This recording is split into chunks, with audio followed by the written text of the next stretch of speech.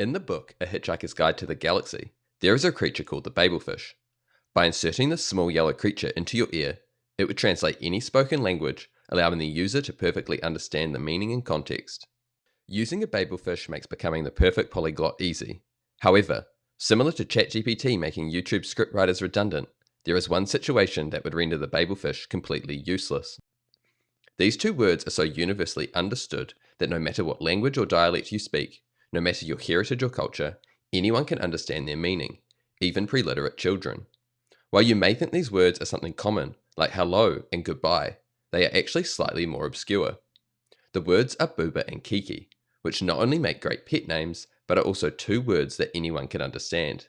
This is thanks to their sound symbolism. This means that when they are said on their own, they do not seem special. But when combined with these two shapes, the magic of Bouba and Kiki starts to form.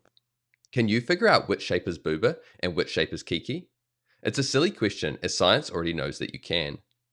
The original experiment was conducted in 1929 by Wolfgang Kohler. He used Beluba and Taquete to show that participants typically associated smoother sounds with round shapes and sharper sounds with angular shapes.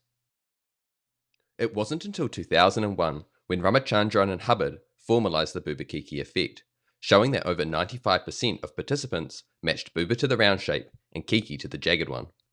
The study was then repeated with speakers of various languages to prove it is not language dependent. Toddlers and infants have also demonstrated the effect, indicating that this is an innate ability rather than something that is learned.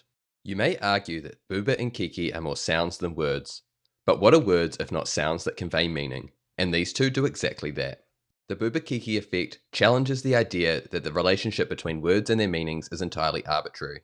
Instead, it shows that there is a universal human tendency to associate certain sounds with visual forms. While this might not seem overly useful to those of you wanting to learn numerous languages, it does show that people use multiple senses, such as sight and sound, to convey meaning. This has led to interesting insights into how language is developed, with early humans likely naming items based on their sensory properties rather than the first sound that popped into their heads. So while unfortunately there is no magic bullet to becoming a polyglot, and your Duolingo streak will need to continue for a few days more, the upside is that now you know one more linguistic secret that may help you to understand the origins of certain words. For example, if I say globo and espada, can you figure out which is the Spanish word for balloon and which is the word for sword? I'll leave you to Google the answer, although 95% of you shouldn't have to. If you enjoyed this video, drop a like and hit subscribe for more odd but honest insights.